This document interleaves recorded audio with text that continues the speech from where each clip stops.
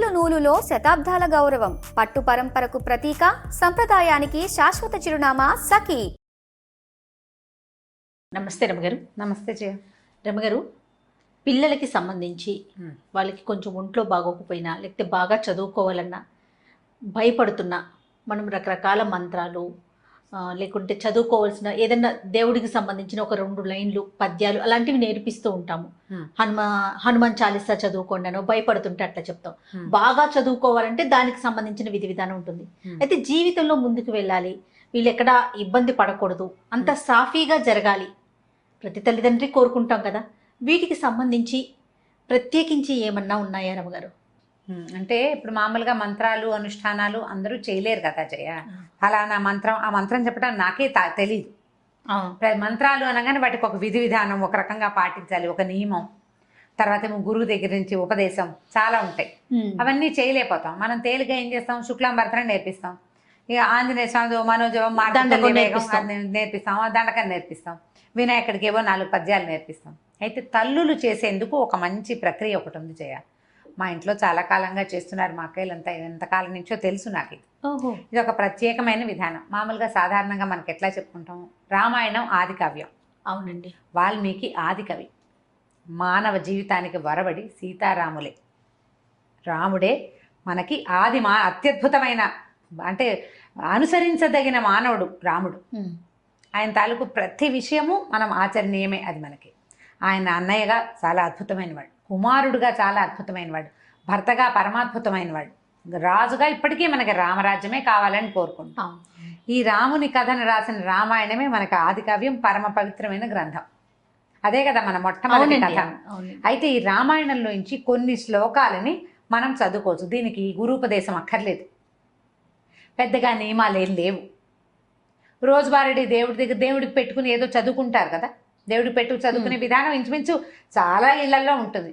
పెద్దవాళ్ళ మా ఇళ్లలో లేదండి అంటారు, మా ఇంట్లో లేదండి. లేకపోయినా కూడా ఈ రోజుల్లో ఏం చేస్తారు, ఇలా 4 మంచి చాగంటి వారివని, తర్వాత సామవేదం వారివని ప్రవచనాలు విని దీపం పెట్టుకోవాలని, దేవుడికంటూ ప్రత్యేకంగా ఒక గూడు పెట్టాలని, సాయంకాలం అయ్యేసరికి కాస్త ధూపం వేయాలని అందరూ నేర్చుకుంటున్నారు. రెండోది ఏంటంటే, మనం ఉన్న ప్రస్తుత పరిస్థితుల్లో బలవత్తరమైన దైవ సహాయం కావాలని ప్రతి వాళ్ళు కోరుకుంటారు. అది నేను పెద్దగా నమ్మను అని బయటికి చెప్పినా నమ్మకం అనేది లోపల భాగాల్లో ఉండేది, లోపల ఉంటుంది. అది ఎవరికి చెప్పక్కర్లేదు కూడా. అవును, నేను ఫలానా చేస్తే, నేను మా ఇంట్లో దీపం పెట్టుకుంటాను, నేను రోజు దీపం పెడతాను అని ఎవరికైనా ఎందుకు చెప్పాలి? నేను అన్నం తింటాను అని చెప్పం కదా మనం. సహజంగా జరిగేది. దీపం పెట్టుకోవటము, దండం పెట్టుకోవటము కూడా అత్యంత సహజమైనవి. దండం పెట్టుకోవడం సహజం, దీపం పెట్టుకోవడం కూడా అలాగే మరీ సహజం. అది అలాగే అయిపోయింది. ఇప్పుడు దీపం పెట్టుకోకపోయినా ఒట్టిగా ధూపం వెలిగించిన, అగరవత్తి వెలిగించి దేవుడి పటం, ఏదైనా ఒక రాముల వారి పటమో ఒక వెంకటేశ్వర స్వామి పటమో లేని ఇల్లు ఉంటుందా? హిందువుల ఇళ్లలో ఉండదు. ఎవరో ఏదో ఒక స్వామి దేవాలయం ఖచ్చితంగా ఉంటుంది. ఓ బాబా గారని, ఒక వినాయకుడని, ఓ కృష్ణుడని, ఓ రాముల వారని, ఓ నరసింహస్వామిని, ప్రతిమైన ఉంటుంది. ఖచ్చితంగా ఒక్క దేవుడి ఫోటో అయినా ఉంటుంది. ఏ శుక్రవారమో శనివారమో ఎప్పుడో ఒకప్పుడు ఓ దండం పెడతాం. ఏదైనా భయం వేసినప్పుడు దేవుడా అని దండం పెట్టుకోవడానికి కూడా ఒక ప్రతిమ కావాలి మనకి. అవును. ఇట్లా ఎంతో కొంత చేసుకునేవాళ్ళు. దేవుడి కోసం ఏదైనా చేసుకోవాలి ప్రత్యేకంగా, పిల్లల భవిష్యత్తుకి బాగుండాలి అంటే రామాయణంలో కొంచెం ఒక ప్రత్యేకమైన ఘట్టంలో సీతాదేవి చెప్పిన 4 శ్లోకాలు చాలా అనుసరణీయమైనవి, ఆచరణీయమైనవి. సులువు, కష్టం ఏమి లేదు. శ్లోకాలు కష్టం కాదు. ఇది ఏ సందర్భంలో అమ్మవారు, ఇది సీత అమ్మవారు చెప్పారో చెప్దాం. సుందరకాండ అంటే ఎప్పుడు, ఇది సీతా అన్వేషణప్పుడు ఆంజనేయ స్వామి తదితరులు బయలుదేరారు సీతాదేవిని అన్వేషిస్తూ. రావణాసురుడు సీతను తీసుకెళ్లిపోయాడు. రామలక్ష్మణులు ఇద్దరు కిష్కిందకు వచ్చి సుగ్రీవుడితో స్నేహం చేశారు. సుగ్రీవుడు వీళ్ళ సఖ్యానికి బదులుగా కొంతమంది వానరులను పంపించి సీతని వెతికిస్తానని చెప్పాడు. ఈ సీతాదేవిని వెతకడానికి బయలుదేరి 4 పక్కలకి భూమి 4 చెరగలా వెతుకుతూ ఒక సమూహం, ఆంజనేయ స్వామి, అంగదుడు, తర్వాత జాంబవంతుడు కలిసి ఉన్న సమూహం ఏమో సముద్ర తీరానికి వెళ్ళింది. అక్కడ వాళ్ళకి సంపాతి అనే ఒక గద్ద వల్ల, జటాయువు యొక్క అన్నయ్య ఆయన వల్ల సముద్ర లోపల ఉన్నటువంటి లంకలో ఒక స్త్రీని ఈయన తీసుకెళ్ళాడని తెలుసుకున్నారు. అక్కడి నుంచి ఏం చేశాడు ఆంజనేయ స్వామి, మిగిలిన వాళ్ళంతా మేము ఇది దూకగలము, దాటగలము అని ఒక్కొక్కళ్ళు చెప్తున్నారు. మేము ఇంత దూరం వెళ్ళగలం, సముద్రాన్ని దాటగలం ఒక గంతులో అంటే. ఆంజనేయ స్వామి నిశ్శబ్దంగా కూర్చున్నారు. కూర్చుంటే ఈయన జాంబవంతుడు ఏం చెప్పాడంటే, మనందరికంటే కూడా ఎక్కువ శక్తిశాలి ఆంజనేయుడు, నువ్వు వెళ్ళగలవు అని ఈయనకి ఈ కిష్కింధ కాండలోనే ఇదంతా ఉంటుంది. సుందరకాండ స్టార్టింగ్ ఏంటంటే ఆంజనేయ స్వామి తన శక్తిని జ్ఞాపకం చేసుకుని ఇక్కడి నుంచి ఎగిరి లంకానగర ప్రవేశం చేయటం. పూర్తిగా ఆంజనేయ స్వామి యొక్క తెలివితేటలు, ఆయన గొప్ప, ఆయన శక్తియుక్తులు, ఆయన యొక్క ఎంత ప్రభావాతిశయాలు కలిగిన వాడు, అవన్నీ కూడా మనకు సుందరకాండలో కనపడతాయి. ఈయన అక్కడికి వెళ్ళాడు, సముద్ర లంఘనం చేశాడు, లంకిణిని పడగొట్టాడు, అశోకవనంలో సీతాదేవిని చూసి ఇప్పుడు రాజును చూడాలి, ఈ లంకకి రాజు ఎవడో అతన్ని కలుసుకోవడం కోసం అశోకవనాన్ని ధ్వంసం చేసేసాడు. వాళ్ళు పట్టుకున్నారు, వచ్చిన వాళ్ళని కొంతమందిని సంహరించేశాడు. అక్షకుమారిని సంహరించి బ్రహ్మాస్త్రానికి కట్టుబడి, అది కూడా కేవలం బ్రహ్మయందు గౌరవం వల్ల, అంతేగాని బ్రహ్మాస్త్రాన్ని కూడా ఆయన కట్టుబడ్డు. ఆయన ప్రధాన లక్ష్యం ఏంటి? రాజును చూడాలి. బ్రహ్మాస్త్రానికి తల ఒగ్గి వెళ్ళాడు. వెళ్ళిన తర్వాత ఇది చెప్పాడు, మీ సీతాదేవిని మాకు ఇచ్చేసేయి అని. రావణాసురుడు ఒప్పుకోవాలి, చంపేయమన్నాడు. అయితే దూతోనవత్స్య అని చెప్పాడు విభీషణ్. దూతను చంపకూడదు అంటే నిజం, చంపకూడదు. అయితే ఇది వచ్చింది దూత మానవుడు కాదు, వానరం. వానరానికి ప్రధానమైనది ఏమిటి? తోక. ఆ వాలానికి నిప్పంటించండి, దీని రోగం కుదురుతుందన్నాడు ఆయన. ఈ వచ్చిన ఆంజనేయుణ్ణి ఒకడు సముద్రం మొత్తాన్ని లంఘించి 100 యోజనాలు దాటగలిగిన వానరం సామాన్యమైనది కాదన్న ఇంగితం పడలేదు రావణాసురుడు. వ్యామోహం అలాంటిది. వ్యామోహం, తన శక్తి మీద ఆయనకున్న అపారమైన విశ్వాసం, నమ్మకం, దాంతో తోకకి నిప్పంటించారు. ఈయన ఏం చేశాడు? తన తోకకి నిప్పంటితే ఊరుకోకుండా లంకకి నిప్పంటించాడు. ఎప్పుడైతే ఈ వచ్చిన కోతికి, అశోకనవనాన్ని పాడు చేసిన కోతికి తోకకి నిప్పంటించారని తెలిసిందో సీతాదేవి వెంటనే అగ్నిదేవుణ్ణి ప్రార్థించింది. ఇది ఎక్కడుందంటే సుందరకాండలో 53వ సర్గలో ఉంది. 28, 29, 30, 31 4 శ్లోకాలు. ఈవిడ ప్రార్థించింది అగ్నిదేవుణ్ణి. ఇది పిల్లలకి ఎట్లా కనెక్ట్ చేస్తారు అంటారు ప్రశ్న. ఇప్పుడు ఆవిడ అగ్నిదేవుడిని ఏమని ప్రార్థించిందంటే, ఆంజనేయుడు పట్ల చల్లగా ఉండు అని. అగ్ని దాహకత్వమే అతని లక్షణం, కాల్చటం ఆయన గుణం. అవునండి. ఒక వానరము తోక, దాని నిండా వెంట్రుకలుంటాయి, వీళ్ళేమో నూనెలో ముంచిన బట్టలను చుట్టారు. కాల్చకుండా ఉంటుందా?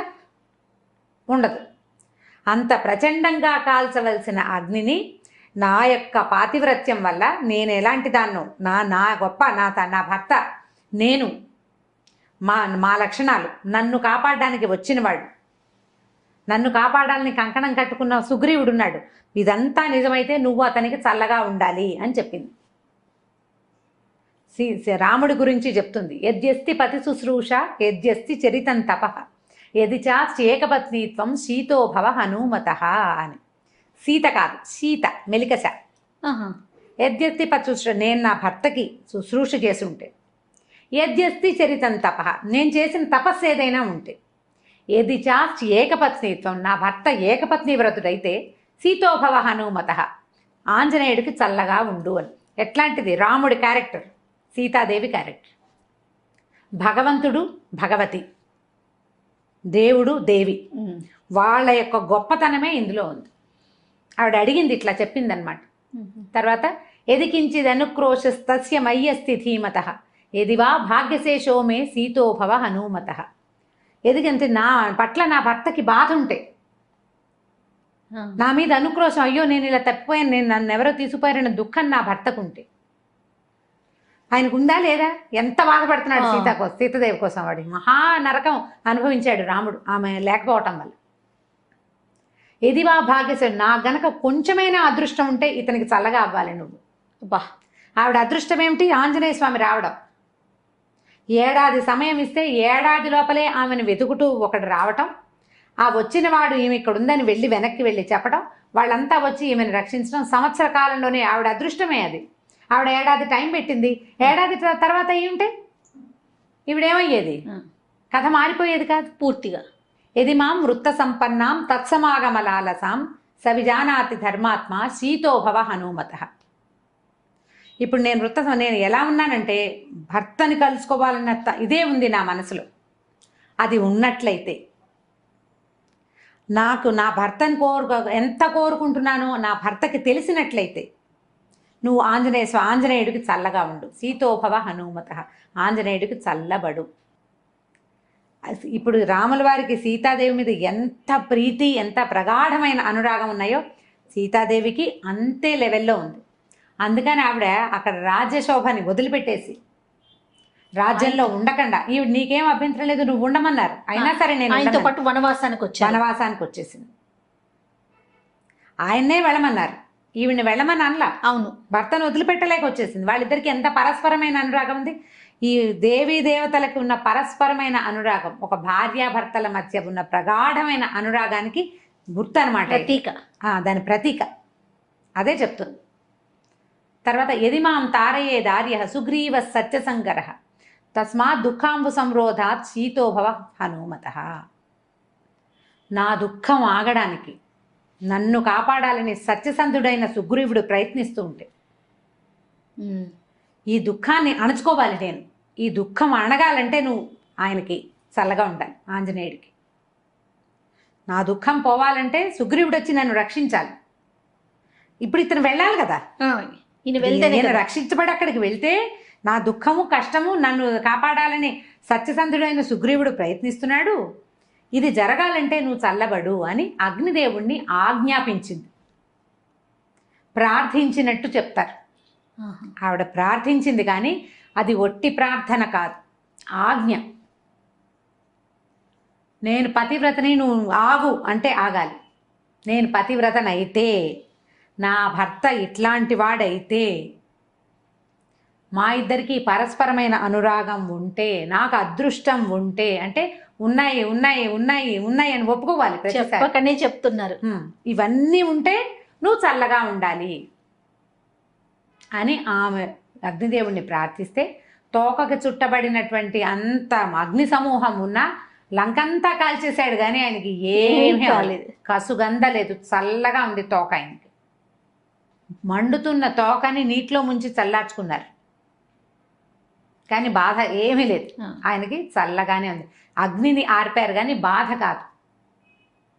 ఈ 4 శ్లోకాలని తల్లులు గనక చేసుకుంటే, ప్రత్యేకంగా కుమారులకని చెప్పబడింది కానీ సంతానం కోసం, అమ్మాయిలు కానీ అబ్బాయిలు కానీ, పిల్లల భవిష్యత్తు పట్ల, వాళ్ళు ఎక్కడికైనా వెళ్తే అక్కడ ఏదైనా ప్రమాదాలు ఎదురవుతాయన్న భయం ఉన్నా, పిల్లల తాలూకు సెటిల్మెంట్ మీద మనకి భయాలు అవి ఉండి జాతకాల్లో ఇబ్బందులు ఉన్నాయని, లేకపోతే అవకాశాలు రావట్లేదని బాధలు అవి ఉన్నా కూడా ఇది అలవాటు చేసుకోవాలి. ఇన్నిసార్లు చదవాలన్న నియమం లేదు.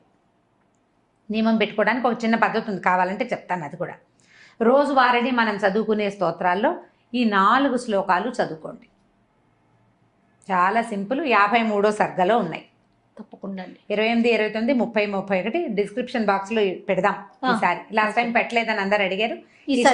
ఈ శ్లోకాలు 4 వితౌట్ మిస్టేక్స్ పెడదాం తప్పకుండా. సో ఇవి గనక చదువుకుంటే పిల్లల భవిష్యత్తుకి భయం ఉండదు, భద్రత ఉంటుంది. భగవంతుడు వాళ్ళ వెనకాల నిలబడి కాపాడతాడు. రామాయణంలో ప్రతి అక్షరము మంత్రమేనని చెప్తారు. ప్రతి శ్లోకానికి దానికి ప్రత్యేకమైన శక్తి ఉంది. ఈ 4 శ్లోకాలకి ఉన్న శక్తి ఏంటంటే కాల్చవలసిన అగ్ని చల్లబడిపోవటం. అగ్ని చల్లబడిపోయిందంటే చూడండి, ఇప్పుడు సీతాదేవి ఆంజనేయ స్వామి కోసం కోరింది, ఒక తల్లి కుమారుడు కోసం కోరింది. అట్లా మనం గనక మన పిల్లల కోసం కోరుకుంటే ఈ పని అవుతుంది. ఒకవేళ మనకి ఏదైనా ప్రత్యేకమైన సమస్య అలా ఉందనుకోండి, 40 రోజులు పెట్టుకోండి. అది ఎట్లా చేయాలంటే ఈ పిల్లల జన్మ నక్షత్రం నాడు మొదలుపెట్టి 40 రోజుల పాటు రోజుకి ఇన్నిసార్లు అని, అది మీరు 11 సార్లు పెట్టుకోవచ్చు, 21 సార్లు పెట్టుకోవచ్చు, 40 సార్లు కూడా పెట్టుకోవచ్చు. ఈ 40 రోజులు అయిన తర్వాత ఎక్కడైనా ఒక ఆంజనేయ స్వామి దేవాలయంలో పానకం చేయించటము, ఏ వడమాల వేయించటము, ఆకుపూజ చేయించటము, అట్లా ఏదైనా చేసుకోవచ్చు. నిత్యము ఇట్లా 40 సార్లు అట్లా ఎక్కువ సార్లు చేస్తున్నారనుకోండి, ఓ చిన్న గ్లాసు బెల్ల పానకాన్ని నివేదనగా పెట్టండి ఆంజనేయ స్వామికి. చాలా ఫలితం లభిస్తుంది. వీటితో పాటుగా శ్రీరామనామాలు చదువుకోండి. ఇవి చదివాక శ్రీరామ జయరామ సీతారామ అట్లా తారక మంత్రాన్ని కనుక చదువుకుంటే ఎక్కువ సార్లు మంచి శాంతిగా ఉంటుంది, చాలా ఉపయోగపడుతుంది. ఇప్పుడు మనం ఎలా అంటే ఇలా ఏదైనా ఒక శ్లోకాన్ని ఒక స్తోత్రాన్ని సొంత విషయాల కోసం వాడుకోవచ్చా అని ప్రశ్న వస్తుంది సాధారణంగా. తప్పకుండా వాడుకోవచ్చండి. మహర్షులు మనకు అందించింది మన జీవితాలు బాగుపడటం కోసమే. ఇప్పుడు దుర్మార్గుడైన కుమారుని కాపాడాలని అలాంటి భావాలతో ఉన్నా కూడా పిల్లలకి సజావైన ప్రవర్తన. కరెక్ట్. వాడు దుర్మార్గుడు, వాడు ఏదో చెడ్డ పని చేశాడు, వాడు రక్షించబడాలి, వాడు జైలు అయిపోకూడదు, ఏదో దొరికిపోకూడదు అని భావించి మీరు చదువుకుంటున్నారు అనుకోండి, అది కూడా తల్లుల ఇంటెన్షన్ ఏంటి, నా పిల్లాడు బాగుండాలని. బాగుపడతారు పిల్లలు. దుష్ప్రవర్తన ఉన్న పిల్లల కోసం కూడా ఇది తల్లులు గనక చేస్తే వాళ్ళ ప్రవర్తనలో కూడా మార్పులు వస్తాయి, చాలా ఉపయోగపడుతుంది. మనకి పూర్వం నుంచి పెద్దవాళ్ళు చెప్తున్నదే, రామాయణ అంతర్గత శ్లోకాలు ఇట్లా చాలా చోట్ల మనకు చెప్పబడతాయి. ఇది ఎక్సలెంట్గా పిల్లలకి సహాయకారిగా ఉంటుంది, తల్లులకి మనోధైర్యాన్ని ఇస్తుంది. ఆలోచించి చేసుకోండి నిదానంగా. చాలా అద్భుతమైన విషయం చెప్పారు రమ్మగారు. హ్మ్. నమస్తే. నమస్తే.